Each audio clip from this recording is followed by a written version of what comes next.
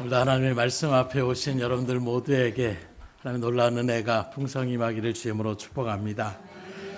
오늘은 스승의 주일로 기독교에서는 5월 셋째 주에 이렇게 드리고 있는데, 스승의 주일은 우리의 인생의 어떤 그 여정과 항로에 등대처럼 든든한 안내자가 되어주시는 스승의 은혜를 다시금 마음 가운데 새기고 감사하며 지키는 주일이 바로 스승의 주일이라고 말씀할 수가 있습니다.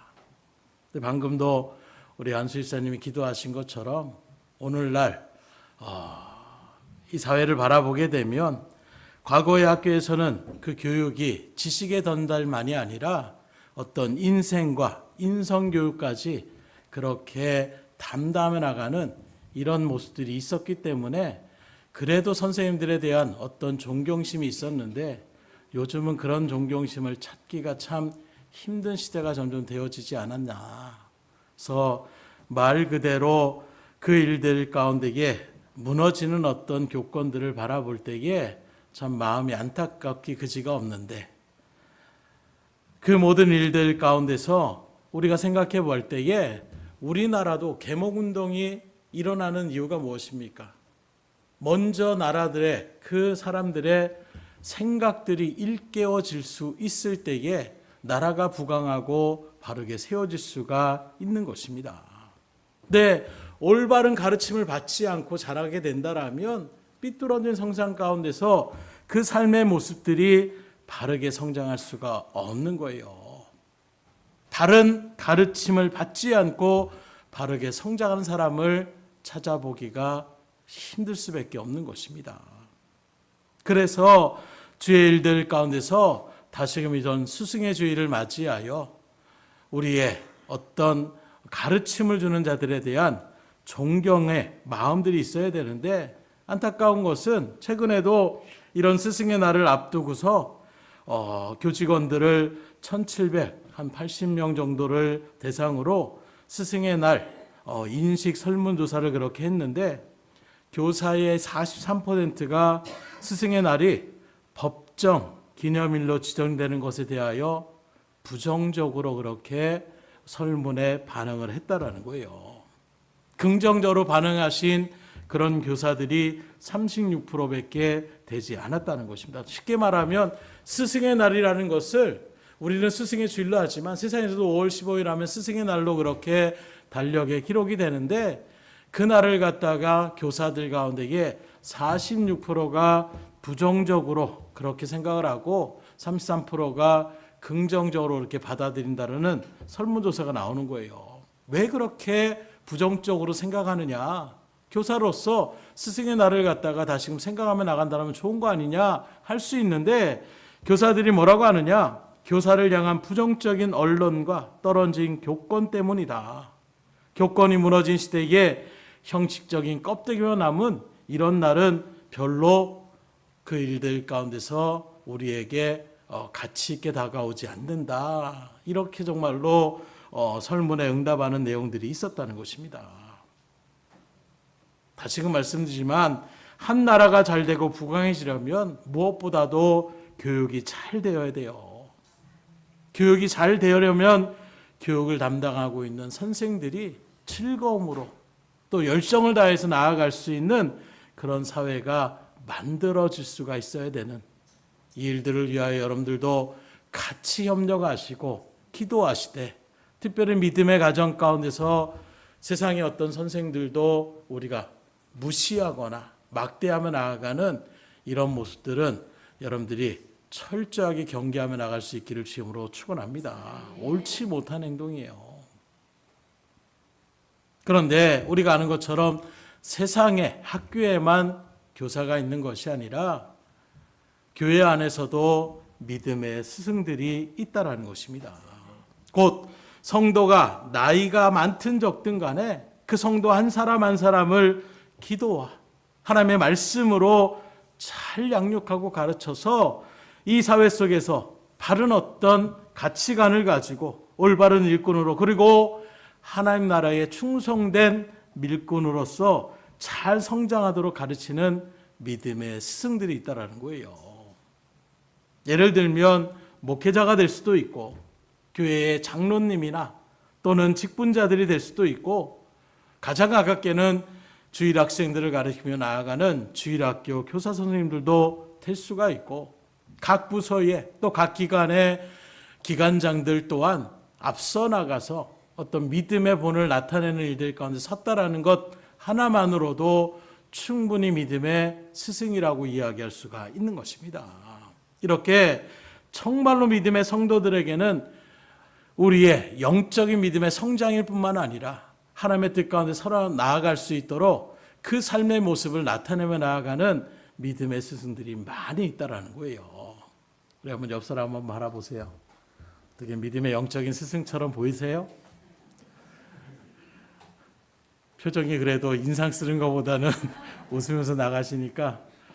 어제도 한 가정 이렇게 신방을 했는데 그 성도님이 그런 얘기를 하더라고요.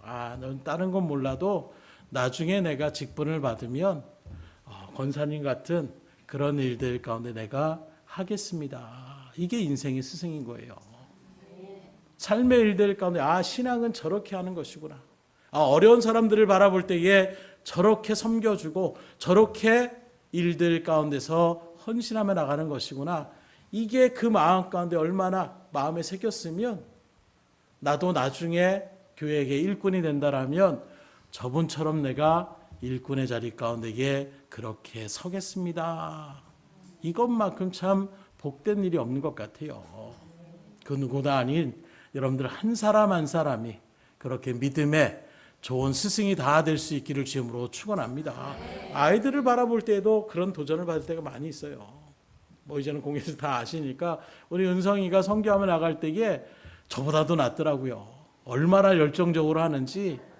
그저 저한테 목사님 저쪽에도 지금 아이들이 많은 것 같은데 제가 한번 갔다 올까요? 갈 수 있겠어? 당연하죠. 막 달려가가지고 다른 거 아니에요. 전도하는 즐거움이 그 아이 가운데 마음에 풍성하게 있는 거예요. 오히려 어른들이 또 얘기하는 것도 쑥스럽고 그렇지 않더라고요. 그런 순수한 열정으로 나가는 그 모습을 하나님이 얼마나 기뻐하실까. 그리고 그런 아이들을 데리고 왔을 때 목사님 제가 또 몇 명 데리고 왔어요. 이러면서 나오는 그런 모습들이 우리들이 정말로 이 세상 가운데 이 사람은 이래서 안 되고 저 사람은 저래서 안 되고 그게 아니더라고요. 언어가 제대로 소통이 안 되는 순간에서도 그 감정과 열정으로 아이들을 끌고 있는, 물론 아이들을 데리고 오는 것과 어른들을 데리고 오는 것은 많은 차이가 있을 거예요. 그러나 그렇다 해서 우리가 전도의 그런 마음을 지금 시대는 안 돼 이렇게 주저앉는 것이 아니라 여러분들이 그런 열정과 믿음의 일들 가운데 앞에 기도하심을 통하여 하나님의 능력을 덧입어서 주의 일들 가운데에 수많은 영혼들을 다시금 품어나갈 수 있기를 주님으로 축원합니다. 그때야 하나님의 나라는 온전하게 세워져 나갈 수가 있는 것입니다. 그래서 이 시간에는 스승의 주일을 맞이하여 과연 하나님의 말씀인 성경은 우리에게 스승에 대하여 어떠한 자세를 가지며 나아가는 것이 합당한 자세인가를 같이 말씀을 통해 상고하고자 할 때에 여러분들 마음으로 활짝 여시고 믿음의 자리 가운데에 특별히 영적인 스승들을 여러분들이 잘 대하며 나갈 수 있기를 주님으로 축복합니다. 그럼 과연 가르침을 받은 우리가 스승을 어떻게 대하는 것이 하나님의 뜻이냐? 첫 번째는 성경의 말씀 가운데에 디모데전서 5장 17절에 보면 이렇게 증거합니다. 잘 다스리는 장로들은 배나 존경할 자로 알되 말씀과 가르침에 수고하는 이들에게는 더욱 그리할 것이니라. 첫 번째 하나님의 말씀인 성경이 가르치는 자들에 대하여 우리가 어떻게 반응해야 되느냐? 가르치는 자들을 존경하라고 얘기하고 있어요. 여기 존경이라는 단어는 받들어 공경한다 이런 의미를 나타내고 있습니다. 즉 성경은 우리에게 하나님의 말씀을 가르쳐 주시는 스승을 받들어 공경해야 된다는 것을 말씀하고 있는 거예요. 그러면 왜 하나님께서 이렇게 강력하게 그 모든 사람들을 갖다가 더욱 그렇게 존경하라고 이야기하고 있느냐? 그건 가르쳐 주시는 스승에 대한 존경심이 있어야 온전하게 그 가르침을 내 마음 가운데 새길 수 있는 거예요. 그래서 내 마음 가운데 저 사람이 뭘 할 수 있겠어? 저 사람 기분 나빠. 저도 예전에 그랬어요. 뭐 남자들만 이렇게 다니는 그런 학교만을 쭉 다니는데 고등학교 때 처음 이제 일본어를 이렇게 제2외국어로 이렇게 접하게 됐습니다. 일본에 대한 어떤 관심도 있었고 또 유일하게 여자 선생님이었어요. 열심히 공부했습니다. 인정받고 칭찬받으려고. 그런데 그런 일들 속에서 선생님이 첫 시험을 딱 봤는데 점수가 굉장히 좋게 나왔어요. 반에서 손가락에 들 정도로 이렇게 몇 개 안 틀고 딱 갔는데 막 칭찬을 일으켜 세웠는데 갑자기 저를 딱 보자마자 하는 소리가 넌 누구냐? 이렇게 말씀하시더라고요. 거기에 굉장한 학교에서 막 이렇게 막 하는 부분이 아니라 조용하게 있는 그런 스타일이었기 때문에 그렇게 몇 달을 그렇게 공부를 했는데도 누군지 모르겠다라고 이야기를 하는 거예요. 그래서 원래부터 막 친구들이 원래 있었어요 막 이렇게 얘기하는데 굉장히 비웃으시는 것 같은데 그러고 있는데 또 선생님이 뭐라고 하느냐, 너 컨닝했냐 이렇게 물어보더라고요. 그 두 마디에 저의 마음은 완전히 찢어졌어요. 그래서 일본어를 내려놓게 되더라고요. 핑계일 수도 있지만 정말로 뭔가 인정받고 싶다 했을 때 열심히 할 수 있는 마음이 있지만 저렇게 무시당하고 알지도 못하는 그런 선생님이라는 생각이 딱 드니까 공부 자체가 하고 싶지가 않는 거예요.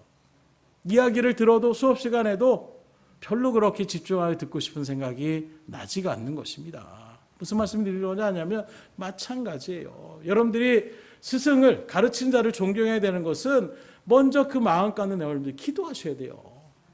근데 어느 순간 요새 막 교회가 막 차고 넘치는 것처럼 있으니까 오히려 성도님들이 판단하며 나갑니다. 저 목사님 저게 좀 안 좋은데, 목소리가 안 좋은데, 뭔 말인지 모르겠는데, 자기 기준 가운데 나아가는 그런 마음 가운데 있을 때에 그 말씀이 온전하게 하나님의 말씀으로 새겨질 수가 있겠냐라는 거예요.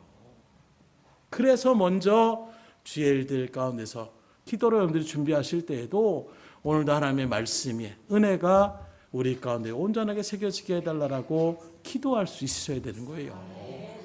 혹시 이 자리에 저를 비웃고 계시는 분이 혹시 계시지는 않겠죠? 만약 그렇다면 마음을 바꾸셔야 돼요. 제가 대단하기 때문에 바꾸라는 것이 아니라 하나님께서 어쨌든 저를 통하여 말씀을 증거하며 나가는 이 일들 가운데 여러분들이 은혜를 받으려면 먼저 스승에 대한 인정함이 있을 때에 은혜를 누릴 수 있기 때문이라는 것입니다. 그러니 먼저 저뿐만이 아니라 교회 주일학교든 아니면 기관장도 마찬가지예요. 여러분들이 투표를 해서 세웠던 어쨌든 간에 세움받은 기관장을 여러분들이 인정해 줄 때에 따라갈 수 있는 거예요. 기관장은 세워놓고 오히려 뒤에서 막 조종하시는 그런 일들이 있습니다. 자신은 뭐 그냥 귀찮고 얼굴 나오는, 그러니까 뒤에서 그렇게 기관장은 명목상 세워놓고 뒤에서 자기가 다 조종하며 나아갈 때에 그때는 말 그대로 힘을 잃어갈 수밖에 없어요. 세상 말로 얘기하면 바지사장처럼 그렇게 나아가는 모습들은 결코 교회 기관 가운데에 옳지 않은 모습입니다. 어떤 자리가 되었든 여러분들이 앞선 자리로 리더로 그렇게 세움받은 사람이 있다라면 그 사람들을 존경하며 나갈 수 있기를 지금으로 축원합니다. 그래야 믿음으로 우리가 온전하게 화합하며 한 마음으로 주의 일들을 감당해 나갈 수가 있는 거예요. 그래서 제가 항상 할 때에도 제가 등대교회에서는 어떻게 보면 사역자로 그렇게 나가고 있지만 특별히 선교의 일들을 갈 때에는 제가 항상 말합니다. 제 말이 아니라 선교사님 말을 무조건 들으십시오. 그 말은 두 명의 어떤 일들 가운데 갈라지게 되면 거기서부터 막 선교사가 마음에 안 돼. 뭐 저한테 와가지고 목사님 뭐 이렇게 얘기해 버리십시오. 그 선교 활동은 완전히 다 무너질 수밖에 없는 거예요. 그 자리에 가서는 짙든 좋든 간에 선교사님을 인정하고 존경하는 마음 가운데 설 때에 우리가 그 발걸음을 갖다가 은혜로서 모든 일들을 감당해 나갈 수가 있는 거예요. 무슨 말씀 드리고자 하냐면 저도 교회 기관 가운데서도 뭐 여전대회가 먼저 주관을 한다든가 이렇게 할 때는 제가 나서지 않습니다. 어떻게 할까요? 제가 오히려 물어봐요. 왜냐하면 그 순간만큼은 그분이 그 일들을 지도하며 나가는 일들 가운데 서 있기 때문인 것입니다. 그만큼 여러분들이 앞선 자들을 인정해 주셔야 모든 일들이 하나님의 은혜 가운데서 합력하여 선을 이룰 수 있음을 믿으시고 그렇게 나아갈 수 있기를 주님으로 축원합니다. 그래서 하나님의 일들 가운데서 우리가 그 사람을 존경하는 것이 내가 왜 저 사람을 이게 아니라 내가 은혜가 되기 때문에 상대방을 먼저 존경하며 나갈 수가 있어야 되는 거예요. 두 번째로 하나님의 말씀은 성경은 뭐라고 하느냐? 스승을 이해하고 사랑하고 귀히 여겨라 이렇게 말씀하고 있습니다. 데살로니가전서 5장 12절로 13절에 이렇게 말씀합니다.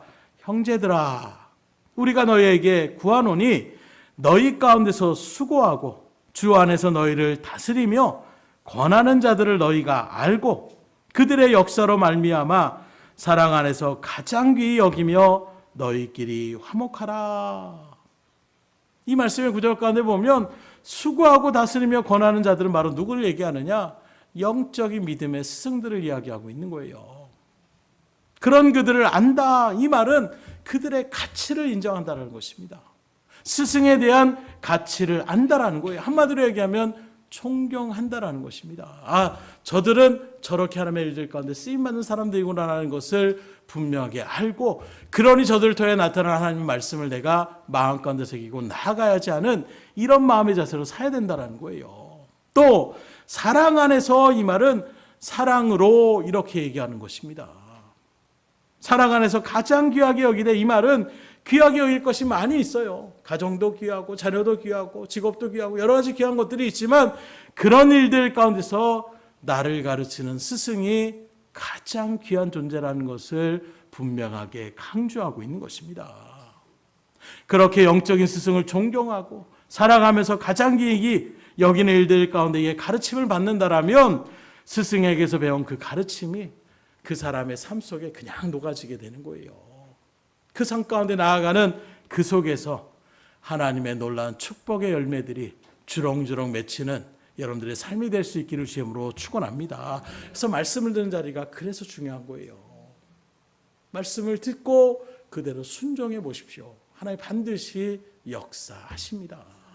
순수한 마음으로 하나님이 그렇게 하시면 내 생각과 이치에는 내 가치관에는 내 경험으로 맞지 않아도 하나님의 말씀이 그렇다면 그대로 순종하며 나갈 때 하나님이 책임져 주시는 거예요. 하나님 말씀했는데 내 생각은 이게 아닌데 내 마음대로 가십시오. 그러면 그래 네 마음대로 한번 해봐. 하나님이 책임져 주지 않습니다. 그럼 여러분들이 지혜롭게 한번 생각해 보세요. 그 모든 것을 능하게 하실 하나님이 책임져 주시는 삶이 낫겠어요? 아니면 한 치 앞도 모르는 내가 내 삶을 주도하며 나가는 삶이 훨씬 더 낫겠어요? 잘 상고해 보시고 바른 선택 가운데서 특별히 하나님의 은혜를 누리며 나아갈 수 있기를 주님으로 축원합니다. 그런데 우리는 자꾸 내 경험을 의지하고 내 생각을 의지하고 내 지식을 의지하며 나가는 이런 발걸음 가운데 정작 하나님의 은혜를 누리지 못하고 나가더라는 거예요. 자, 여러분들은 그런 어리석은 자가 되지 않기를 주님으로 축복합니다. 세 번째로 하나님의 말씀, 진리의 말씀인 성경은 스승에 대하여 순종하고 복종하라 이렇게 말씀하고 있습니다. 오늘 우리가 읽은 본문의 말씀입니다. 히브리서 13장 17절의 말씀을 다시 보면 너희를 인도하는 자들에게 순종하고 복종하라. 그들은 너희 영혼을 위하여 경성하기를 자신들이 청산할 자인 것 같이 하느니라.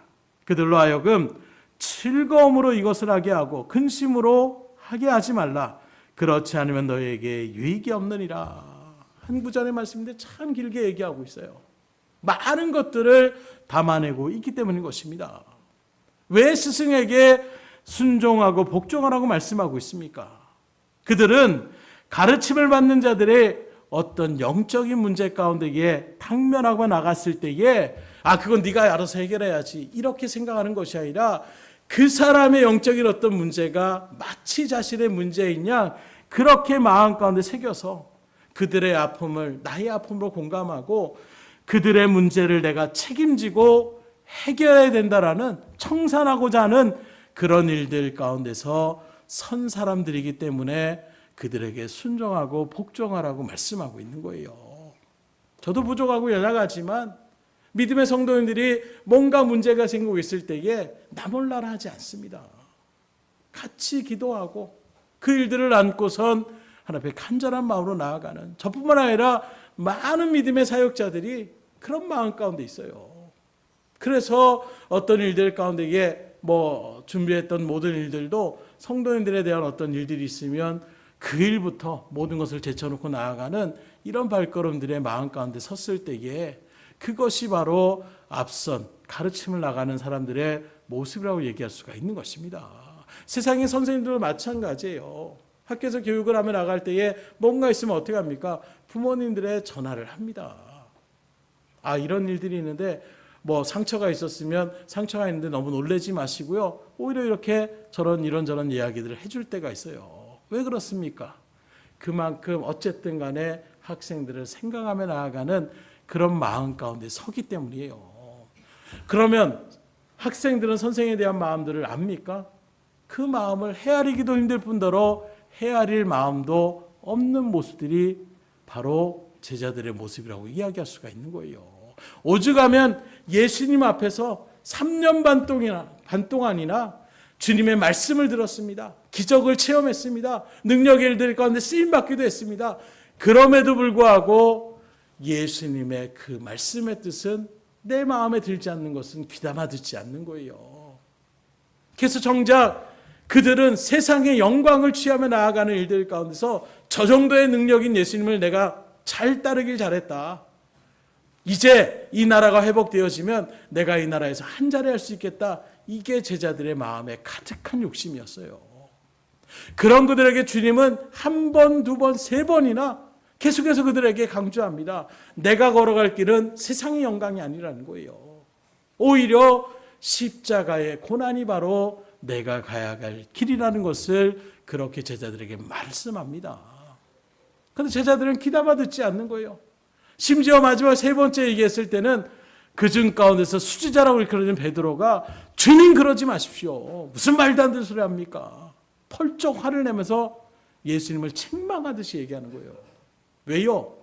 내가 그렸던 꿈은 그 꿈이 아닌데 왜 자꾸 스승을 따라가가지고 내가 지금 한 자리 얻으려고 하는 그런 마음 가운데 있는데 정작 스승은 나 죽으러 간다. 나 고난 받으러 간다. 아, 왜 그렇게 나약한 소리 하냐고 이렇게 지금 이야기하고 있는 것입니다. 스승의 뜻을 헤아리지 못하는 거예요. 그러니 어떻게 됩니까? 뿔뿔이 흩어질 수밖에 없는 것입니다. 그러니 우리들도 주의 일들 가운데서 말씀의 은혜를 우리가 먼저 또 삶으로 믿음의 일들 가운데 서려면 앞서서 믿음의 본을 보이는 자들을 우리가 잘 보셔야 되는 것이고 그만큼 또 앞서서 리더로 기관장으로 사역자로 일하는 모든 사람들 또한 누구보다도 그런 일들 가운데 앞에 기도하며 하나님의 주시는 참 믿음의 본을 나타내기 위해서 힘쓰고 애쓸 수 있기를 주임으로 축복합니다. 그렇게 나갈 때에 온전한 어우러짐이 될 수가 있다는 거예요. 우리의 참 스승이신 예수님을 바라보십시오. 그 예수님은 모든 인류의 죄로 인하여 영원한 그 죽음 가운데 놓여질 수 있는 그 영혼들을 긍휼히 여기는 마음 가운데서 자신하고 상관이 없을 수도 있습니다. 그러나 자신들을 알아보지도 못하고 여전히 세상의 욕심과 탐욕 가운데 있는 그 영혼들의 그 모습들을 자신의 아픔으로 여기고 자신이 구속할 그런 대속에 그 하나님의 은혜의 사람들로 여겨서 자신을 십자가에 내어 죽으심을 통하여 우리가 담당해야 될 죄의 삭을 주님께서 청산하시고 담당하여 주셨다라는 거예요. 그러기에 우리에게 참 믿음의 스승은 그 누구보다도 예수님을 우리가 바라볼 수 있어야 되는 것이고 예수님을 따르며 나아갈 수 있는 믿음의 자리 가운데에 설 수 있어야 되는 것입니다. 비록 이러한 예수님과 같은 그 정도의 수준까지는 올라가지는 못했지만 영적인 믿음의 스승들도 가르침을 받는 성도들의 그 영혼을 위해서 그들의 아픔을 위해서 주의를 기울이고 자신들이 마치 그것을 청산할 자인 같이 여기며 그 일들 가운데 섰다라고 말씀하고 있는 거예요.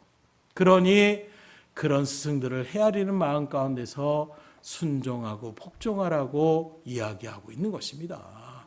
부모들도 마찬가지예요. 자녀들에게 그냥 엄마 아빠가 얘기하면 따라와 이렇게 얘기할 때에 자녀들의 입장에서는 아유 엄마 아빠만 생각하지 이렇게 생각할 수 있지만 여러분들이 다 자녀를 키워보시는 분 알 거예요. 나의 입장보다는 자녀들을 먼저 생각하며 나가는 것이 부모의 마음이기 때문에 당연히 부모는 자녀들에게 공경받아 마땅한 존재임을 우리가 분명하게 아셔야 되는 것입니다. 물론 요즘 사회가 너무나도 정말로 말도 안 되는 그런 범죄와 일들이 일어나기 때문에 이런 천인공노한 어떤 일들을 우리가 모두가 다 그런다고 생각하지 마세요. 오히려 보편적으로 하나님께서 우리에게 주시는 부모의 그 마음은 자녀들을 사랑으로 보듬어 나아가는 것이 기본적인 하나님의 일들 가운데선 우리의 부모의 모습임을 성경은 우리에게 분명하게 증거하고 있기에 세상에 돌아가는 모습들을 우리가 안타까이 여기고 정말 믿음의 일들 가운데 기도하며 하나님 앞에서 바르게 다시금 이 땅을, 이 가정을 세워달라고 기도하셔야 되는 것이지, 지금 시대는 다 저러니까 그런 일들 가운데서 우리가 할 수 없어, 오히려 우리가 세상을 쫓아가는 자리 가운데 서서는 안 된다라는 거예요. 그러기에 하나님의 일들 가운데서 영적인 스승에게 순종하고 복종하는데 한 걸음 더 나아가 뭐라고 얘기하고 있습니까? 이 모든 일들을 즐거움으로 일하게 하도록 도와주는 삶 가운데 서야지 근심과 걱정을 주는 자리 가운데 서서는 안 된다라는 거예요. 이것도 마찬가지입니다. 한번 생각해 보십시오. 걱정과 근심을 스승에게 안겨주면 그 스승에게 가르치는 받는 제자들에게 무슨 유익이 있겠어요? 내가 지금 생각이 다른 곳에만 가 있으면 그 앞에서 교단에 서긴 서지만 그 일들 속에서 전하는 말들이 얼마나 그 제자들을 생각하는 마음 가운데서 하나라도 뭘 알려줘야지 이런 마음으로 나갈 수가 없다라는 거예요. 또 섰는데 제자들이 다 우리 선생님 이러면서 나아가는 모습 가운데 서 보십시오. 그런 사람들을 앞에 놓고선 뭔가 말을 전한다는 것 정말로 힘들 수밖에 없는 거예요. 이번에도 한 연예인의 어떤 일들 속에서 나타난 사건들이 한참 일주일 동안 이슈가 되는데 그런 일들 가운데 얘기하는 것이 그거예요. 저런 모습으로 공연을 한다라면 공연에서 또 어떤 마음일까? 물론 팬심으로 나가는 그런 마음도 있겠지만 제 입장 가운데 그렇게 선다라면 거기 아무리 많은 사람이 모여 있어도 거기서 내가 노래를 부르고 거기서 사람들에게 이런저런 이야기한다는 것, 보통 마음으로는 되지 않겠다. 그러기에 저도 마찬가지예요. 사람이에요. 여러분들이 와가지고 우리 목사님 문제가 많고 이렇게 저렇게 얘기하는 일들 가운데서 그런 소식들을 갖다 듣게 돼서 딱 서보십시오. 마음에 근심이 생길 수밖에 없는 거예요. 불안함이 나타날 수밖에 없는 것입니다. 치열하게 하나님 앞에 기도하며 그렇게 나아가야 되지만 그래도 막상 서면 나아갈 때에 그런 어떤 모습을 바라볼 때 힘들 수밖에 없는 거예요. 우리 찬양단을 하는 우리 김쌤도 분명히 느낄 거예요. 찬양을 열심히 준비해가지고 일어나는데 앞에서 성도님들이 호응하지도 않고 같이 막 찬양에 같이 영광 돌리며 믿음에 이렇게 서지 않고 그냥 구경꾼처럼 이렇게 멍하니 바라보고 있어 보세요. 지쳐요. 힘들 수밖에 없습니다. 저도 선교단이나 이런 것들을 갖다가 한참 몇 년 동안 그렇게 부교역자 이전부터도 해왔기 때문에 그 마음이 너무나도 있어요. 그때부터 제가 습관이 하나가 생겼는데 뭐냐? 눈을 감아요. 찬양을 하면서 눈을 감고 합니다. 왜요? 그리고 의식 속에 계속 생각합니다. 하나님 찬양 받으십시오. 하나님 앞에 막 집중하려는 마음으로. 그러니까 좀 그런 부분에 대한 해소가 좀 생기더라고요. 근데 막 눈을 뜨고 하면 성도님들이 뭐하나 그러고 왔다 갔다 하고 이게 앞에서 마치 나는 뭐하는 거지 이런 생각이 들면 찬양에도 힘이 생기지가 않는 거예요. 그러면서 느꼈던 것이 내가 어느 순간에 하나님을 높여드리는 찬양을 하는데 사람들 때문에 내 마음이 흔들리고 있구나. 내가 사람에게 보여주는 찬양을 하고 있구나. 이 생각을 깨닫게 해주셔서 그 다음부터는 의식적으로 하나님 앞에 내가 찬양 드려야지. 그리고 항상 어떤 교회에 그렇게 사역을 할 때에도 찬양들을 딱 이끌어가면 그 부분부터 제가 항상 강조합니다. 우리는 사람에게 보이는 자리가 아니라 하나님의 영광 누리는 자입니다. 항상 그 마음부터 일깨워줘요. 그리고 그 노하우도 알려줍니다. 집중이 안 되면 눈 감으세요. 가사에 막 먼저 생각하시며 나아가세요. 이런 얘기들을 합니다. 그래서 찬양하는 찬양단은 가사를 무조건 외워야 된다라고 또 말씀을 드려요. 주의 일들 속에서 우리가 맡겨진 일들을 감당하기 위해서 특별히 앞선 자들이 열심으로 일할 수 있도록 도와주는 것 다른 거 없는 거예요. 즐겁게 일할 수 있도록. 그런 일들 가운데 여러분들이 같이 합력하여 선을 이루며 나아갈 수 있기를 주님으로 축원합니다. 네 번째로 하나님 말씀인 성경은 뭐라고 하느냐? 스승과 좋은 것을 함께하라 이렇게 말씀하고 있어요. 갈라디아서 6장 6절의 말씀입니다. 가르침을 받는 자는 말씀을 가르치는 자와 모든 좋은 것을 함께하라. 가르침을 받는 사람은 가르치는 자들과 모든 좋은 것을 함께하라 이렇게 말씀하고 있는데 여기서 모든 좋은 것은 뭘 얘기하느냐? 물질적인 것, 또 대접하는 것 이것뿐만이 아니라 정신적이고 영적인 것들도 이야기하고 있는 것입니다. 예를 들어서 따뜻한 말 한마디, 위로의 말 한마디, 감사의 말 한마디가 그 마음 가운데서 은혜가 넘칠 수밖에 없는 거예요. 좋은 것을 나누게 되는 것입니다. 또 기쁨과 즐거움도 함께 나누셔야 되는 거예요. 좋은 소식들, 가족에 대한 좋은 소식들이나 어떤 내 삶의 일들 가운데 좋은 일들이 일어나거나 자녀에 대한 어떤 좋은 일들이 일어났을 때에 그런 이야기를 하면 저도 힘이 나요. 그렇게 또 이야기해 주시는 분들이 있어요. 그러면 며칠 전화가 오면 아유 어쩐 일이지 하는 마음이 먼저 듭니다. 근데 목사님 이런 좋은 일이 생겨가지고 목사님한테 말씀드리려고 했습니다.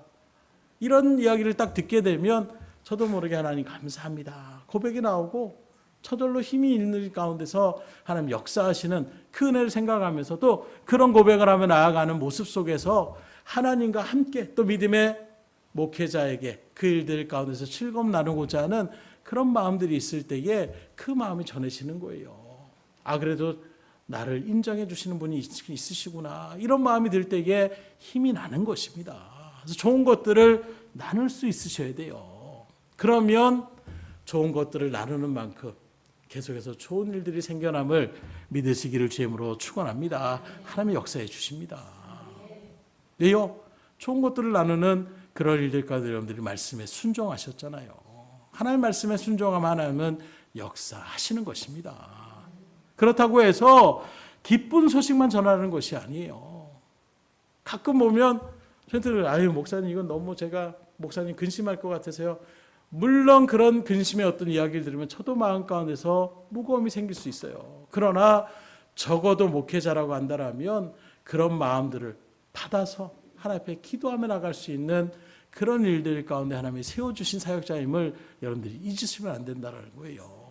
그래서 여기 좋은 것을 기쁜 소식만을 얘기하는 것이 아니라 여기 좋은 것을 함께 하라는 말에서 좋은 것은 뭐 슬프고 나쁜 것 이런 것들이 아니라 악하고 죄악된다라는 것에 그런 반대되는 결론을 얘기하고 있는 것이지 힘들고 어렵고 고통스럽고 괴롭고 슬픈 것에 대한 그런 개념을 이야기하는 것이 아니라는 거예요.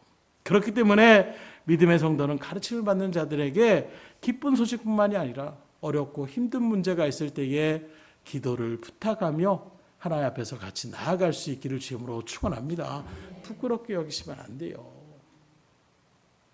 가장 안타까운 것이 그런 얘기를 해가지고 내 스스로의 어떤 신앙을 딴 사람에게 판단받는다라고 생각하며 나가시는 분들이 의외로 있으시더라고요. 뭔가 내가 문제가 있는 것을 얘기하면 하나님 앞에 또 뭐가 잘못했으니까 저렇게 됐지 이런 어떤 비판적인 시각 때문에 이야기하지 못하는 분들도 있는 것 같아요. 결코 그러지 마십시오.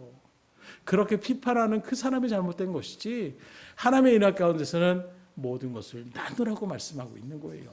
그래서 세상에서는 뭐라고 합니까? 기쁨을 나누면 배가가 되고 슬픔을 나누면 반으로 줄어든다라고 얘기하고 있잖아요.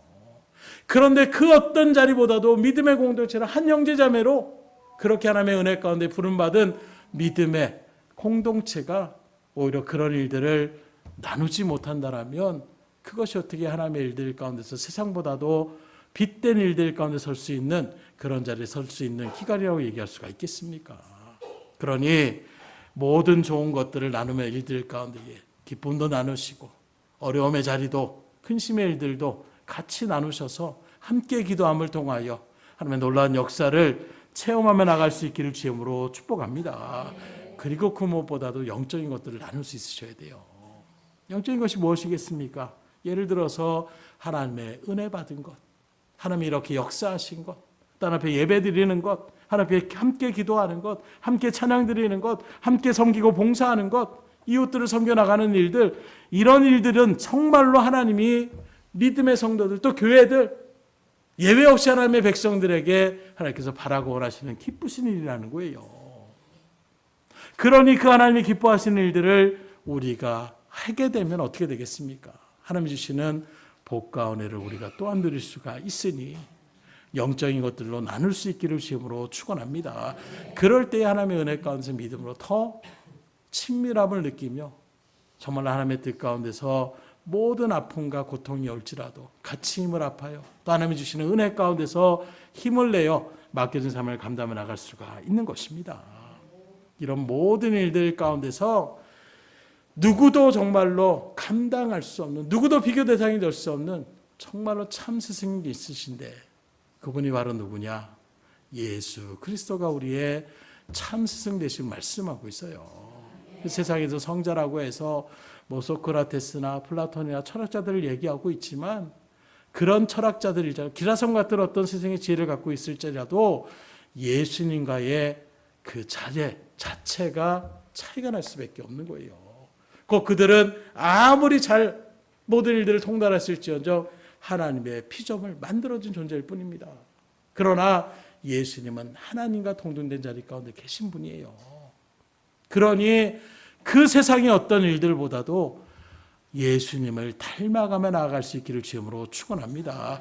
그래서 바울과 바나바가 안디옥 교회에서 많은 성도들에게 정말로 이렇게 살아가야 된다는 것을, 믿음의 성도라면 이런 삶을 살아야 되는 것을 잘 그렇게 가르치며 나갔고, 그 말씀에 순종하여 정말로 믿음의 백성들의 어떤 세상과는 다른 정말 하나님의 뜻 가운데 구별된 그런 모습을 나타냈어요. 그때에 그를 바라보는, 안디옥 교회들을 바라보는 사람들이, 불신자들이 뭐라고 그들에게 얘기하느냐? 그리스도인이다, 이렇게 지칭하는 거예요. 오늘날 우리가 그리스도인이라고 했던 것이 바로 거기에서 말씀이 나오고 있는 것입니다. 바울과 같은 사람들이다, 저 사람들은 교인이다, 이렇게 얘기한 것이 아니라 그리스도인이다. 왜요? 그들은 예수 그리스도만을 증거하며 나가기에, 주님이 이렇게 하라고 해서 이렇게 나갑니다. 주님이 이렇게 명령하셔서 이렇게 살아갑니다. 늘 예수님이 그 삶의 기준 가운데 나아가니까 저 사람들은 그리스도를 닮아가는 사람이다. 이게 바로 그리스도의 뜻이라는 거예요. 그러니 그 누구보다도 참된 스승이신 그 예수님을 닮아갈 수 있기를 주님으로 축원합니다. 그래서 예수님께서 뭐라고 하느냐? 요한복음 13장 13절에 보면 너희가 나를 선생이라 또는 주라 하니 너희 말이 옳도다. 내가 그러하다. 예수님 스스로가 너희들이 나를 선생으로 하느냐, 나를 주로 하느냐? 맞다. 내가 너희들의 선생이요 주다라고 분명하게 말씀하고 있는 거예요. 또 참스승인 예수님은 요한복음 14장 6절에는 또 이렇게 말씀합니다. 예수께서 이르시되 내가 곧 길이요 진리요 생명이니 나로 말미암지 않고는 아버지께로 올 자가 없느니라. 그래서 우리는 이 말씀 때문에 우리에게 가르치신 이 참된 스승 주님의 말씀이기에 다른 이상의 어떤 누구가 내 말을 들어야 됩니다, 내 말을 들으면 구원받습니다, 우리는 푸념하게 그 사람들을 거부하며 나갈 수 있어야 되는 거예요. 얼토당토 않는 저 시대에는 모세가 쓰임받았고, 이 시대에는 엘리야가 쓰임받았고, 이 시대에는 예수가 쓰임받았는데 지금 이 시대에는 내가 쓰임받고 있다, 이렇게 참 가모니설처럼 사람들을 미혹하며 나가는 모습들 결코 그렇지 않습니다. 하나님의 말씀인 성경은 구약과 신약의 말씀으로 나눠져 있지만 그 모든 신약과 구약의 성경은 누구를 통해서 기준으로 나아가느냐? 구약은 오실 예수님에 대한 부분들을 쭉 우리에게 말씀하고 있는 거예요. 이런 메시아가 올 것이다, 이런 구원자가 올 것이다, 그분은 이렇게 오시는 분이다, 이걸 쭉 이야기하는 것이 구약의 어떤 말씀이라고 한다면, 신약의 말씀은 그렇게 예언대로 오신 예수님, 그리고 그 모든 사역들을 하나님의 말씀대로 진행하시고, 그리고 십자가의 죽으심으로 대속하신 그 예수님, 그리고 마지막으로 다시 오실 예수님에 대한 기록이 바로 신약의 말씀인 거예요. 이처럼 모든 세대 성경은 지금 현대에만 읽혀지는 것이 아닙니다. 역사로 바라보게 되는 수천 년부터 그렇게 기록되어진 그 말씀의 은혜가 오직 한 사람의 구원자 되심을 증거하고 있는데, 그걸 갖다가 이 시대에는 누가 있고, 이 시대에는 누가 있고, 이 시대에는 누가 있고, 이렇게 구분하면서 슬쩍 내가 마치 대단한 능력자요, 이 시대의 구원자로, 메시아로, 말씀의 대언자로 이렇게 온 것이냐 주장하며 나가서 사람들을 미혹해 하는 이런 일들이 여러분들이 결코 현혹당하지 않기를 주님으로 축원합니다. 그래서 제가 늘 말씀드리지만 제 말만 들으라고 말씀하지 않아요. 또는 어떤 유명한 목사님들의 말을 무조건 들으라고 말씀하지 않습니다.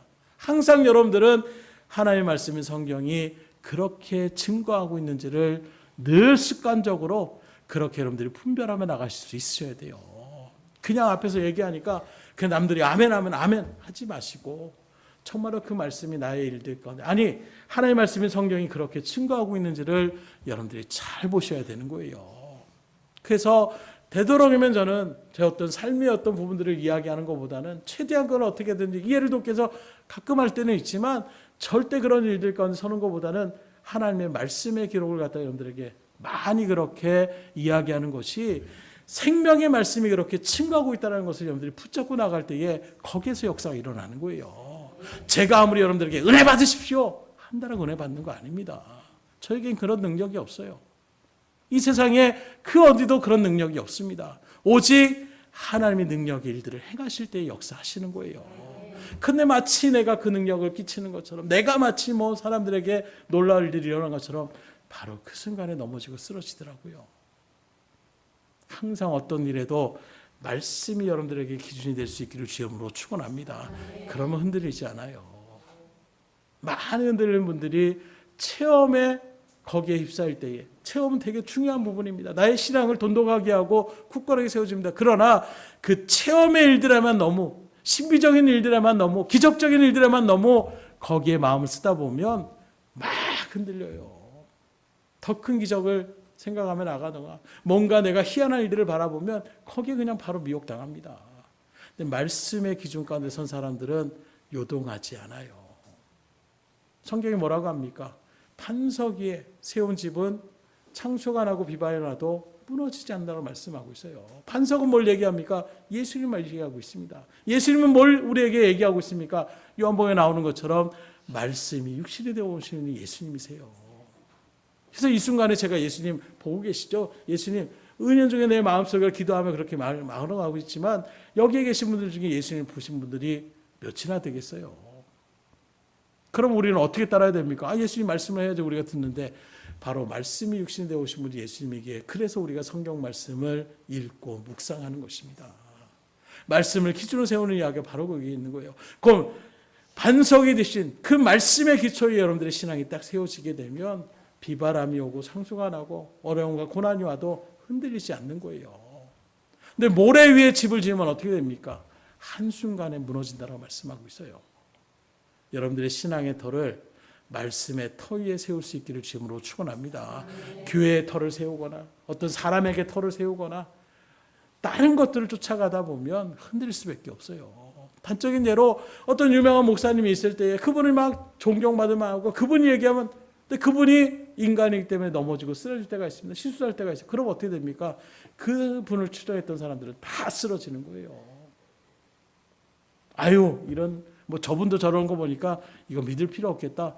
그 마음의 영향력 가운데 교회를 떠나고 신앙을 저버리는 일들이 얼마나 많이 있습니까? 참 안타까운 일이에요. 여러분들은 항상 말씀의 터 위에, 왜요? 우리의 진정한 참된 스승은 오직 예수 외에는 없기 때문이에요. 사람은 누구나 실수가 있습니다. 흠이 있을 수밖에 없어요. 그러나 예수님은 흠없는 어린 양이 되시고 완전한 자, 왜요? 참 인간인가 동시에 참 하나님이 되시기 때문에 그분은 죄가 없으신 유일하신 분입니다. 그래서 나를 본받으라 했을 때에 주님만은 강력하게 말씀할 수가 있는 거예요. 그 예수님을 믿음 가운데 설 수 있기를 주님으로 축원합니다. 그래서 이 예수님은 인류의 역사를 바라보게 되면 그 예수님의 복음이 들어갔을 때에 사도 바울이, 사울이었던 그 사울이 바울로 변화되는 이런 놀라운 역사를 체험하게 되지 않습니까? 바울만 그런 것이 아니라 기독교 역사를 바라보게 되면 그 예수님의 복음을 통하여 수많은 사람들의 인생이 변화가 되는 거예요. 그리고 지금도 이 말씀의 은혜 가운데서 변화되어지는 심령들이 있는 것입니다. 수많은 선교사들이 생명을 걸고 나가는 그 오지에 복음이 증거되어질 때에 그 하나님의 역사하신 가운데 회개하고 돌이켜서 주님의 은혜의 자리 가운데 구원의 백성으로 변화시키는 능력은 오직 예수 그리스도의 능력임을 믿으시기를 주님으로 축원합니다. 그러게 우리는 주님을 따르며 나갈 수가 있는 거예요. 말씀을 드립니다. 우리의 참 스승이신 그 예수님의 은혜 가운데 우리가 온전하게 서려면 다른 것이 없어요. 서두에 말씀드린 것처럼 우리가 바른 사람으로서 또 바른 신앙으로서 우리가 성장하고 성숙할 때에는 반드시 스승이 필요할 수밖에 없는 것입니다. 그렇게 여러분들 주변 가운데서 믿음의 본을 나타내시며 나아가는 그 하나님의 은혜에 감사할 수 있기를 주님으로 축복합니다. 우리에게 배울 수 있는 스승들을 보내주심에 감사할 수 있으셔야 돼요. 나아가서 우리에게 허락하신 그런 스승에 대하여 오늘 말씀에 비춘 것처럼 감사하고 존경하고 순종하고 공경함으로 스승의 수고에 보답해 드릴 뿐만 아니라 그 무엇보다 우리의 친정한 스승이 되시는 예수 그리스도를 기쁘시게 할 수 있는 여러분들의 믿음의 발걸음이 다 될 수 있기를 주님으로 축복합니다. 기도하겠습니다. 하나님 감사합니다. 오늘도 주님의 은혜 가운데에 특별히 스승의 제의를 맞이해서 육신적인 또 영적인 믿음의 스승들 우리가 어떻게 대해야 되는지 이 시간 상고하고 묵상하였습니다. 하나님 주신 말씀을 통하여 감사하며 또 존경하며 복종하며 순종하며 기쁨으로 그 일들을 감당할 수 있도록 인도하는 것, 이것이 바로 스승에 대한 우리의 자셈을 말씀해 주셨던 것처럼 우리가 앞선 자들을 인정케 하여 주시고 그들의 일들 가운데 같이 연합하여 나아갈 때에 때론 순종하며 때론 복종하며 나아갈 수 있는 믿음도 허락하여 주시옵소서. 특별히 우리의 참 믿음의 스승이 되시는 우리에게 본을 보이셨던 예수님을 온전하게 닮아가는 우리의 정말로 순전한 그 믿음의 발걸음을 통하여 하나님 앞에 큰 기쁨이 되게 하여 주셔서 그 믿음의 발걸음을 통하여 귀한 믿음의 역사들을 이루어 나가게 하여 주시고 특별히 영혼들을 살리는 일들 가운데에 쓰임받을 수 있도록 인도하여 주시옵소서. 모든 것을 주님 앞에 의탁드리오며 예수 그리스도 받들어 기도드렸사옵나이다. 아멘.